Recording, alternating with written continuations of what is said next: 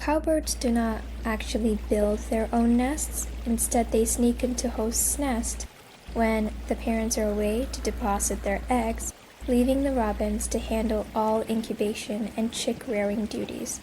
While American robins are one of the few host species that typically recognize and eject these foreign eggs, the cowbirds often monitor the nests and may retaliate by destroying the robin's clutch if the parasitic egg is rejected, a behavior sometimes referred to as the mafia strategy.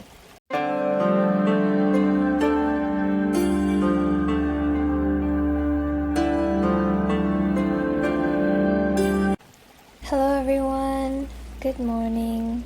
I hope you're doing well today, and I hope your day is going great. Welcome to the Early Bird Weekly Podcast, where we talk about birds. I'm Ritiksha Satish Kumar, your host, and in today's episode, we're going to be continuing the facts about our American robin. So this is part 3 of the episode, and there are a few facts left which are worth mentioning about the American robin. So without further ado, let's get into the episode. We left off by saying that female American robins build amazing nests all by themselves. Now let's see what actually happens in their nests. This is a very surprising thing that happens pretty commonly with birds. So this is called brood parasitism. So brood parasitism is when another bird lays its egg in a completely different species of bird's nest and expects that bird to take care of its eggs and its hatchlings. This is a very sneaky way to kind of force an adoption, and in this case, female brown-headed cowbirds frequently lay their eggs in American robins' nests, and this is a part of their survival strategy called brood parasitism. It's a pretty confusing word. So cowbirds do not actually build their own nests. Instead, they sneak into host's nest when the parents are away to deposit their eggs, leaving the robins to handle all incubation and chick-rearing duties. While American robins are one of the few host species that typically recognize and eject these foreign eggs, the cowbirds often monitor the nests and may retaliate by destroying the robin's clutch if the parasitic egg is rejected, a behavior sometimes referred to as the mafia strategy. So cowbirds really do not like to relent. So if the American robin recognizes the cowbird egg and, gets it away from its nest, the cowbirds are going to use something called the mafia strategy. And basically what they do is destroy the American robin's clutch of eggs, which is very sad. I guess the American robins either have to kind of just pretend that they don't recognize the cowbird's eggs or lose their eggs. Anyways, now let's get more into the details of the eggs and the hatchlings, because they're pretty fascinating. So the female lays 3 to 5 light blue eggs and incubates them alone for about 14 days. The chicks are altricial. So this means they are hatched blind and naked, and their mother has to take care of them. The opposite of altricial chicks is precocial chicks, where they're not born blind, they have perfect eyesight, their feathers are all grown, and they can actually take care of themselves. They don't need parental care. So those kind of chicks are called precocial chicks. But in the American robin's case, we have altricial chicks, which means they do need parental care.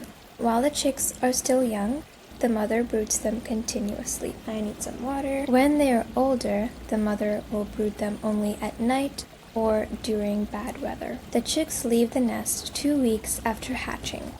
However, they still follow their parents around, begging for food. It's interesting to see how the female only broods chicks during the night or bad weather. It's almost like she's training them to be independent as they grow up. The chicks also have something called a begging call that they sound when they're begging for food. So this is a very interesting thing that is unique for chicks. After leaving the nests, the fledglings are able to fly short distances, and it only takes a couple of weeks for them to be proficient at flying. So they're very fast learners. Moving into populations, this will be the last topic we're going to be covering today. So yeah, this is a pretty short episode, but I feel like I'm ready to move on to the next bird because I've been researching about these birds for the past week and pretty bored of them. So yeah, let's move on into populations. American robins are abundant and widespread throughout their range. However, they are vulnerable to pesticide poisoning, climate changes, severe weather, and predation. So they have a lot of threats. The American robins are classified as least concern, and their population is about 310 to 320 million, which is a good number. So nothing of concern about the population numbers, but they are vulnerable to various threats, as are many animals in this generation.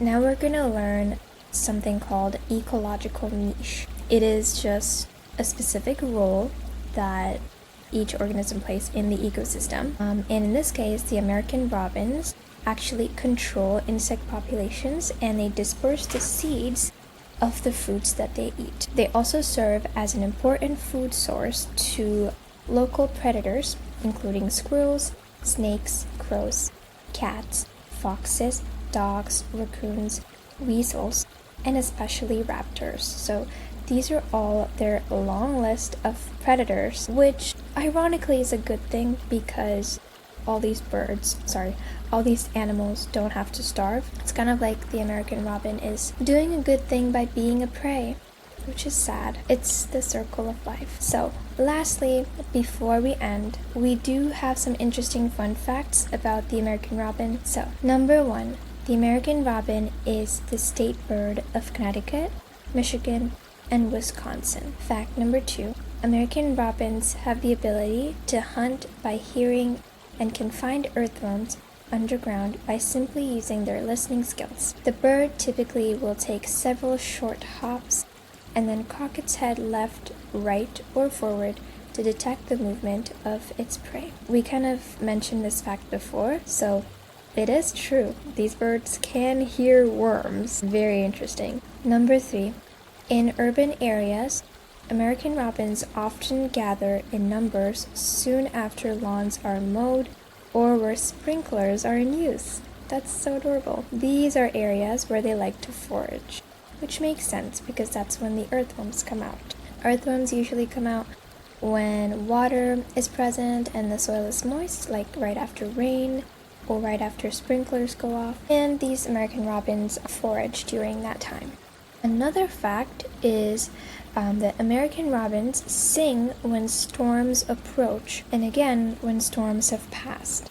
So these American robins can actually sense the dropping barometric pressure through specialized sensors in their ears and skulls, which triggers an instinctual response to reinforce territory, attract mates, or warn flock mates before sheltering. This pre-storm singing is often louder and more frantic than usual, serving as a final burst of communication and energy before the storm forces them into silence. So that's a pretty ominous fact right there. Basically, these American robins can sense a storm, which is very cool, and a lot of animals, believe it or not, can sense storms better than humans because they have those kind of senses. And these American robins kind of sing very loud before a storm. So if you ever see American robins, in flocks singing really loud, a storm might be brewing.